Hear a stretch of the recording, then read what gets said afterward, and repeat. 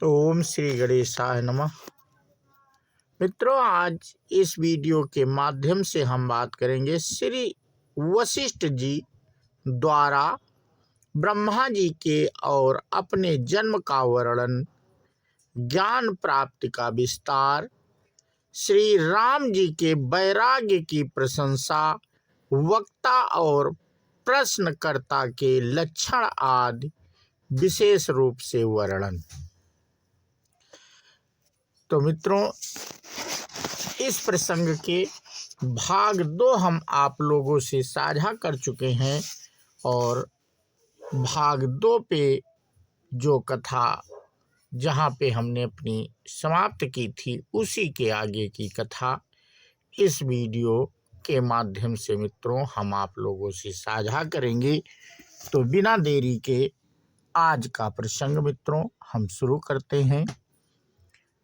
मनुष्य को चाहिए कि वह विवेकहीन, अज्ञानी और दुर्जनों से प्रेम करने वाले मनुष्य का दूर से ही परित्याग करके साधु महात्माओं की सेवा करे,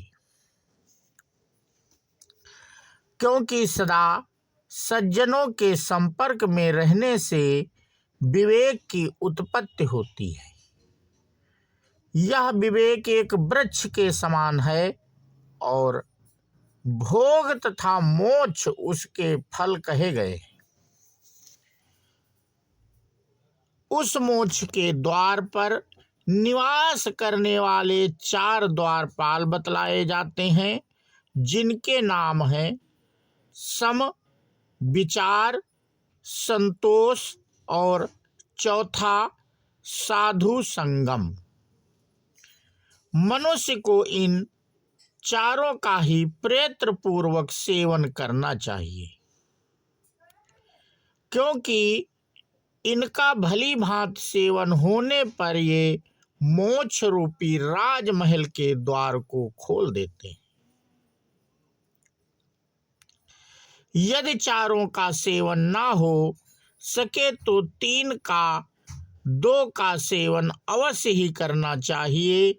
2 का भी सेवन ना हो सके तो सभी उपायों द्वारा प्राणों की बाजी लगाकर भी 1 का आश्रय तो अवश्य ही ग्रहण करना चाहिए, क्योंकि जब एक बस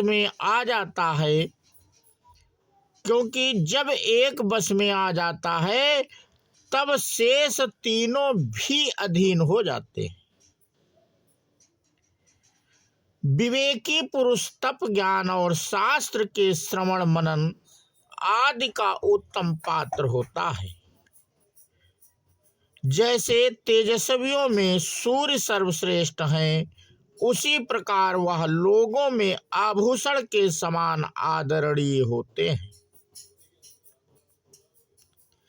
जैसे शीत की अधिकता के कारण जल जमकर पत्थर के सदृश हो जाता है, उसी प्रकार अविवेकियों की बुद्धि मंदता, घनता को प्राप्त होकर अत्यंत जड़ हो जाती है। रघुकुल भूषण राम, तुम्हारा अंतःकरण तो सूर्य उदय होने पर खिले हुए कमल की भांति सौजन्य आदि गुण एवं शास्त्रार्थ की दृष्टि से विकसित हो गया। मनुष्य को उचित है कि वह अपने आवागमन के चक्र से छूटने के लिए शास्त्राभ्यास और सत्संगत पूर्वक तपस्या एवं इंद्रिय निग्रह द्वारा अपनी बुद्धि का ही संवर्धन करें। यह संसार विष वृक्ष के समान है। यह विपत्तियों का एकमात्र स्थान है जो अज्ञानी मनुष्य को सदा मोहित करता रहता है। इसलिए यत्र द्वारा अज्ञान का विनाश कर डालना ही उचित है। जैसे मेघ रहित आकाश में निर्मल एवं पूर्ण मंडल वाले चंद्रमा को देखकर दृष्टि प्रसन्न होती है, उसी प्रकार यह पूर्वोक्त परमार्थ वस्तु दृष्टि ज्ञानी में यथार्थ वस्तु के समान सरलता को प्राप्त होकर प्रसन्न हो जाती है। जिसकी बुद्धि पूर्वापर के विचार से सूक्ष्मतम होकर पूर्ण विकसित हो गई है, वही पुमान अर्थात रहित एवं विशुद्ध शांति आदि गुणों से विकसित एवं उत्तम विचार की शीतल चांदनी से प्रकाशित है।